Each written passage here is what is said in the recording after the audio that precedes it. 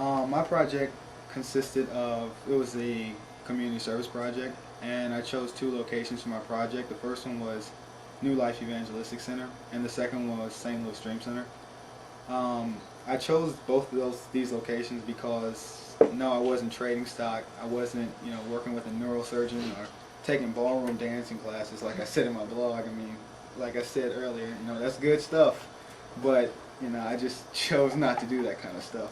But I chose to do it because it was, you're helping other people out, and I figured if I'm going to spend 20 hours doing a project that you could possibly find your passion for in life, then why not do something to help somebody else?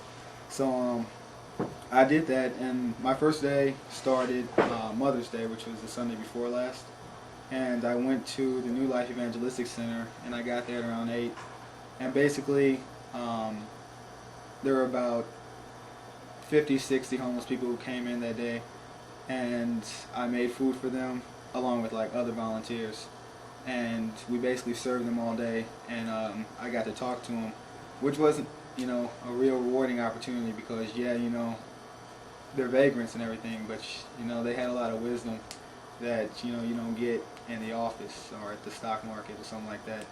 So yeah, that was basically the fruition of the New Life Evangelistic Center. And then I went to the St. Louis Dream Center, and basically they have a bunch of ministries there, and by ministries that doesn't mean church affiliation ministries. It just means things that helps out those who are in need. And basically what I did was food distribution, which you go out in the street and you give out food to people who need, or people who are in need of food. And I did this child ministry thing, which was in correspondence with this place called the City Academy, which is semi-adjacent to the place. So I would go and pick up some kids sometime and bring them back to the place because their parents were there. So after they did their activities at the City Academy, they'd come over and wait for their parents. And that was pretty cool because the kids, they didn't come from the wealth backgrounds as students here at MICDS, so they had a different perspective of life, and it was interesting to hear their perspective because it was quite different than what you see on a daily basis. But yeah, that basically consists of that. They have street ministry where you go out and you just give out Bibles and stuff to people who are down. And in the location of the St. Louis Dream Center, you're dealing with ex-crack dealers, ex-cons, so on and so forth. And an interesting story was, it actually happened yesterday when I was walking down the street, and these two ladies just came out of the building and they just lit up a blunt. But it was interesting because I didn't expect for them to be come right out and do that, but you deal with all kinds of people in all walks of life.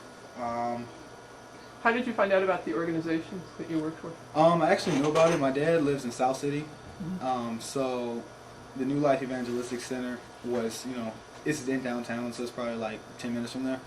So we would go because he goes to church down there also. So we would go there, sometimes after church on Sundays, and help out with the food because they'd have brunch at around 12. Mm-hmm. So we go out with that.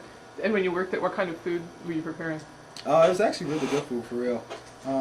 It was like your typical food for Thanksgiving. You'd expect the frozen packaged stuff, Mm-hmm. but they actually cooked up some pretty good stuff. And I would have eaten it, but it wasn't for me. Mm-hmm. But if I had the opportunity, I would have eaten it. So, And when you were there on Mother's Day, Mhm. what was a variety of food there? Yeah, there's a variety of food, variety of people. Okay. Do you recall any of the stories that kind of stick with you? Well, just really, it wasn't really much stories. They didn't really go into their life because that was really personal. Mm-hmm. And some of them had some horror stories for their life. But it's just things that other people have told me, just stay on the right path and don't do things. I would expand on that, but it might scare some people because I'm not sure a lot of people have heard of these things. So just stay on the right path and so on and so forth. So yeah. Okay, thank you. All right. So my senior project didn't